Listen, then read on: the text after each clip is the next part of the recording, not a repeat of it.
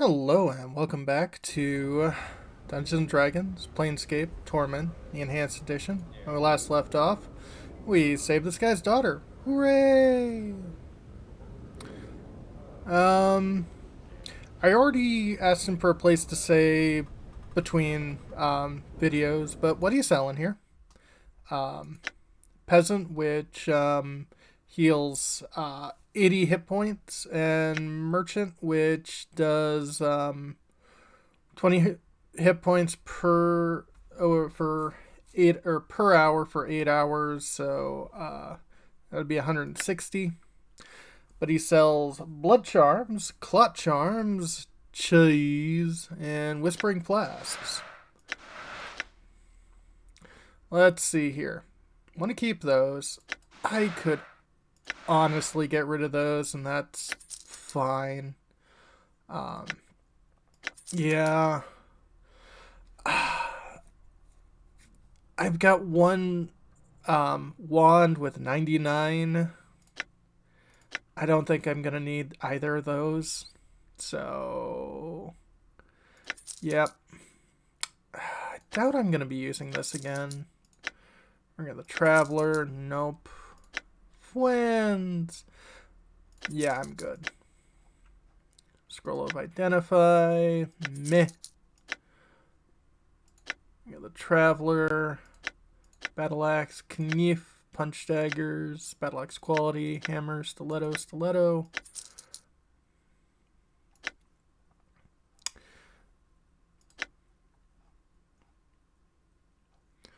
Let's see. These items, yeah, we can get rid of those.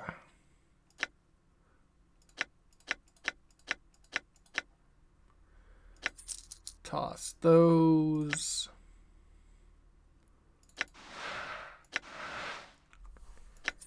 And all of that. Yeah, I'll keep that. I mean, I don't really need the money. It's like I'm just going to keep that because I don't think I need the money.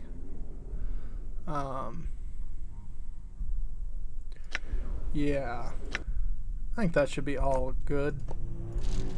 And it's nice to, clear up the old inventory.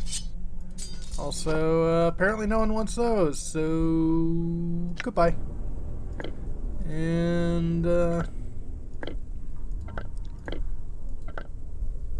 one wants those, and I don't think those things will actually help.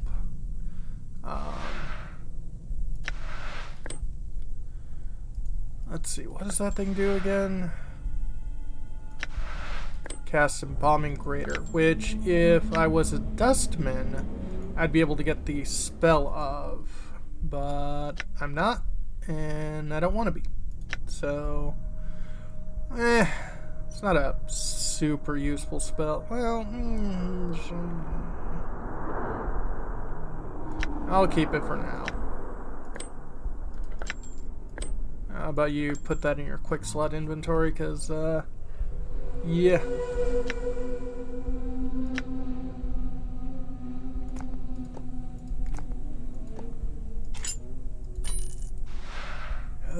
Serpent Ring. How much would you want for that? 800. Yeah. I'll keep it for now. But we were told the next person we have to talk to is Kitla. See a tall, striking woman. She stands staring at the walls of the tavern without seeing them, her eyes slowly curling into fist and unclenching. When she sees you, her eyes dart across your clothing and gear, and then back to your eyes, a sardonic smile crosses her face as she looks away again. Looking for something, Cutter? She says, still not looking at you. I understand you're the next person I'm to talk to about this key. About the key, hmm? She arches an eyebrow at you. You want to know what you have to do for it, don't you? It's easy enough, friend. Interested? Of course you are. You've come to talk to me about it. You're ready to listen? I guess is the real question. Tell me what I gotta do. Updated my journal. 2 men here. One named Crumplepunch and Keister. Crumplepunch's the smith. Keister's the distiller. They both owe me a lot of money. One of them owns the other as well, though, so neither of them is paying me. They're arguing about inheritance, and that get me the legacies they're holding on to. I can bargain with them very effectively then. Failing that, get them to solve their problem with each other, or kill them, and I'll give you the second part of the key. Will do. Farewell. Nothing right now. I had some questions, though. Maybe you can talk after you finish the little mission. Go run along now. Oh, okay. She is a magic vendor, so I was hoping, against hope, to be able to get some stuff, but it seems not. Well, we know Crumple Punch. I'm here. Also, if you could go and detect traps over there, that'd be great. I spotted a trap. Disarmed it.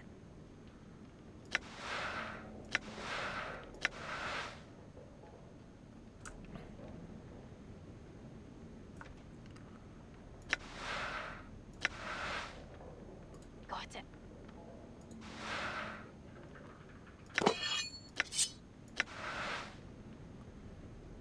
And you're fine with that. I'll leave you 1 copper common to your name. Axe of the Jester. Ooh. Person who created this axe must have been mad or a genius. Most skilled smiths could have forged a weapon using chaos matter, the most unstable and unpredictable element in all the planes. Stories of this particular axe have been told and retold across the plains. Heroic deeds of men defeating creatures of immense power simply by touching the axe of the creature, and of these same men dying horrible deaths when doing simple everyday tasks. Sonar the Simple defeated a devourer with a single swipe of the axe, crushed to death by a folding boulder in the vast plains of Tabor. As in vast plains, and there was nothing around. Garkon the Righteous, struck by a mysterious discharge of energy while fighting a cranium rat. Ganas, tradesman by profession, buried alive when the stone wall, as a stone wall the axe was mounted on collapsed on him. Kiwi Matterson, child of only 9 seasons, was not able to ward off a group of marauding fire bats. He managed to kill 2 of them. List of tragedies and deeds go on and on. Yeah, don't think I'm going to be using that. Smith looks at you irritably. What do you want now? Heard there's some trouble between you and your brother. I'd like to help. Oh, you would, have you? It's my business with my book-learning brother that the whole town gossip then. It's my younger brother spreading stories about me. I to be slandered just 'cause I ain't educated? Plains be against me, he shakes his fist at the sky. I'm actually interested in clearing the matter up. Looks at you shrewdly. Here's a story, then. Our father was a barmy old bastard, but a wealthy one. Left up his smithy and his distillery when he died. Now my brother's trying to cut me out of the distillery, which always made more coin, and I'm trying to get it back. I got a legacy to prove it. I ain't so smart with the stuff, and I don't trust anyone in town to help me. You can help me. I'll give you some jink, and I'll live by your decision. Alright, I'll need your legacy to look it over. Updated my journal. Well, alright. Guess you gotta study it up and make sure it's on the up and up. Pass you a crumbled wad of paper. Thanks, I'll let you know what happens. Legacy inscribed is a wadded up piece of old volume, creased and soot covered. It's obviously been poured over by someone with very dirty hands. It belongs to Crumble Punch the Smith. And for what you can decipher, it appears his father was both uneducated and sloppy in his handwriting. Well, you can make out it appears to order the division of the smithy and distillery between the 2 brothers, but does not provide detail as to how the division is to be accomplished. Okay. Wow. Done. His brother is the richer one, so he is probably in the nicer part of town, aka the inner part.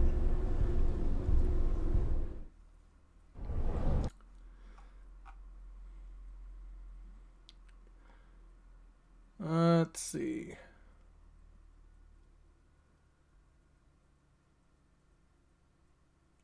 Ah, there it is. All right.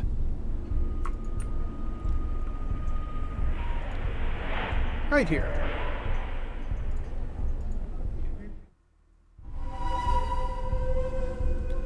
Keister, you have anything else here? Nope. Done.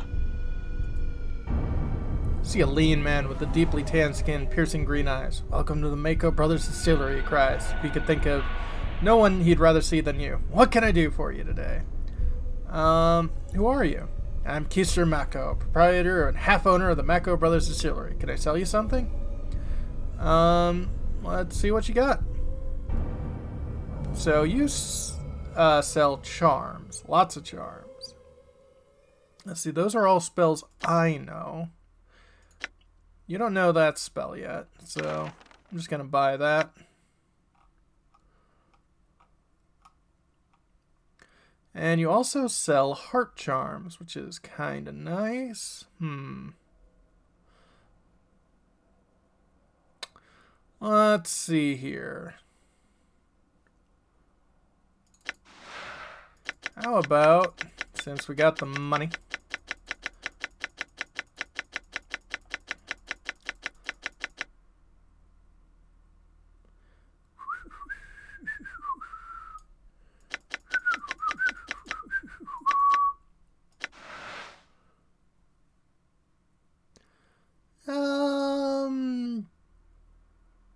yeah. I mean, that's quite a lot of money, but, you know.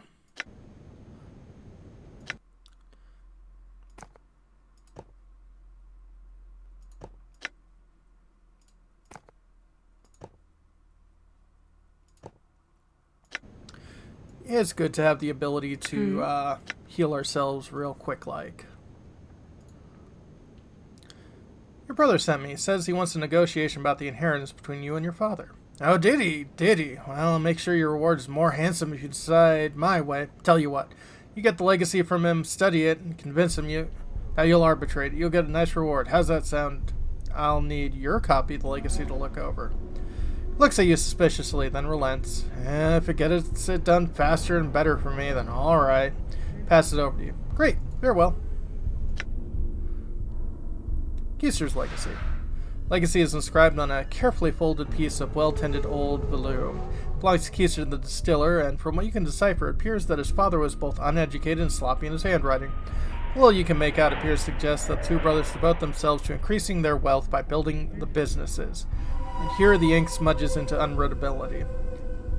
Readability. I'd say illegibility. The rest of the document does not provide detail as to how the division is to be accomplished.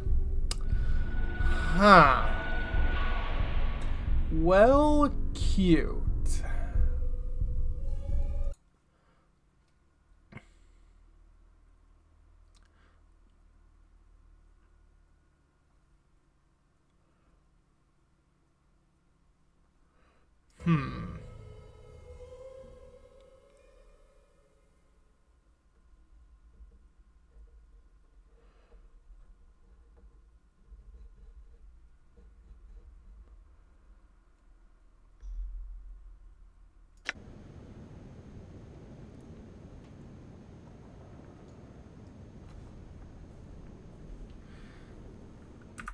Well, let's see here. How about we, I'd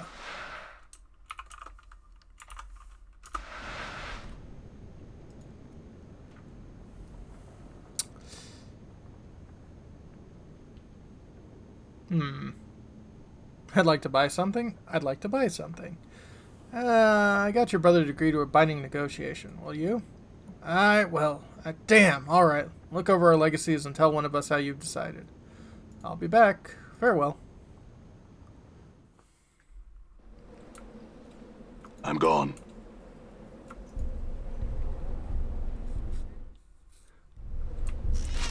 I'm gone.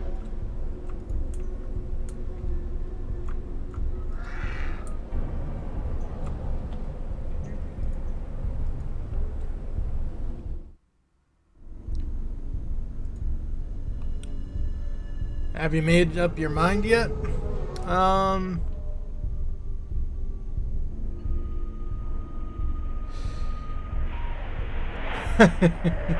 Neither of you deserve this inheritance. I'll pass your legacy off to someone who will use the money properly. Farewell. By the looks of both of them, as far as we can tell, the two of you should split the money down the two businesses down the middle. It's clear your father wanted it this way. You mean split the proceeds from both businesses, eh? In that case, I'm in favor for it. Done me a good turn, friend. You ever need quality metal work done, you come here. Okay, and we get 15,000 experience points. I will. Updated my journal. Now, Keister, because he I'm has a gone. more profitable business, will not be thrilled with that. But I think we bought everything we want from him, so yeah.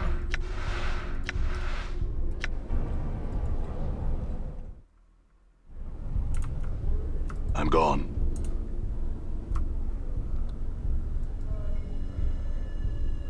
She sighs, thanks for solving this thing, but hey, look, I got a lot of planning to do. Just give me, just let me give you the key and we'll call it even, alright? Alright, give it to me. She concentrates for a moment. Her voice takes on another deeper tone. She intones these words. Here, their prison ordained in utter darkness. She pauses and speaks normally. Third part of the key, go to Nabat over there. She yawns mightily. I'm exhausted. Take this. Leave me alone for a time. I need to think about my next step here. Farewell. Just want to ask some Updated questions. my journal. Come back sometime later. I have a little too much on my mind right now. Alright, farewell. Scroll of Abyssal Fury. Level 9. Whew. When compared to the Tanari, the Batsu are more civilized. There are perhaps nothing more horrific than the unbounded fury of the abyss. By use of this spell, the ground shall split open and the victim drag into the Tanarian madness. Welcome to hell. Spell opens a planar portal beneath a specified victim and drags them down to the abyss. I don't think you really can use the abyss and hell interchangeably. Hell is lawful evil, whereas the abyss is chaotic evil, but whatever. The portal remains open even after the victim is swallowed in. The only sound bystanders hear is the incessant screaming of the victim as he or she is torn apart by the ruthless Tanari, after what seems like only a few seconds, which is more than an eternity for the victim in the abyss. The victim, or what's left of him, gets spit back out of the portal. If the victim makes a successful saving throw, he will get spit out of the portal in one piece. But while the victim senses nothing at first, after a split second, all the wrath of the Tanari will surface. The victim will suffer 5d10 points of damage as he suffers multiple delayed attacks and slashes from all angle. If the victim fails a saving throw, it is instant death. All that's left are body parts. Yay!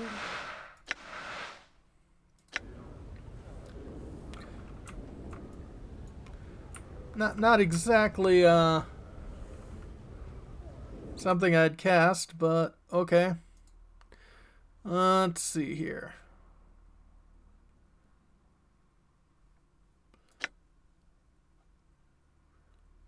Nabat next. Can you guys name Nabat? Done. Yep. See an angel-faced man, his eyes squinting nearly shut as if unwilling to watch the world's horrors or let the world see the horrors inside of him. Yet his face is creased with the smile lines. His voice is friendly and lackadaisical as he greets you. Hi, here looking for a certain key. I am. Caretaker's got the town dump and a man named Keith Scuttlebutt has it that he's got plenty of gold hidden underneath his floorboards, and that's got a gang of ruffians who are planning to take it from him. I've got my reasons that they don't. Go talk to Keith and get the story from him. Do it, I'll give you the key. If you're interested, I can show you some of his tricks of stealth. Alright, Updated farewell. my journal. So we gotta go help Keith. That's fine. Done. He seemed like a fine enough fellow.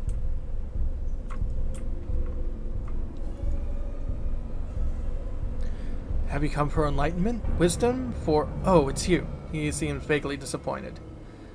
I heard you're having trouble with a group of thugs. Wernet is the man, leader of the lice, a collector of sins. He tells me I have coin. I should give it to him, but my wealth lies solely in my heart and my faith. I have told him this. I fear he does not believe. Go, convince him of this. Please. He stands in the inner curse on the southern side near the wagons. Alright, farewell. Something tells me this is not going to be someone who's going to take a, word of a stranger saying, yeah, trust me. He's got no Cursed is a money. prison town filled with betrayers in words and deeds. We must take care and watch each other. Absolutely. Apparently we're in Moss Eisley.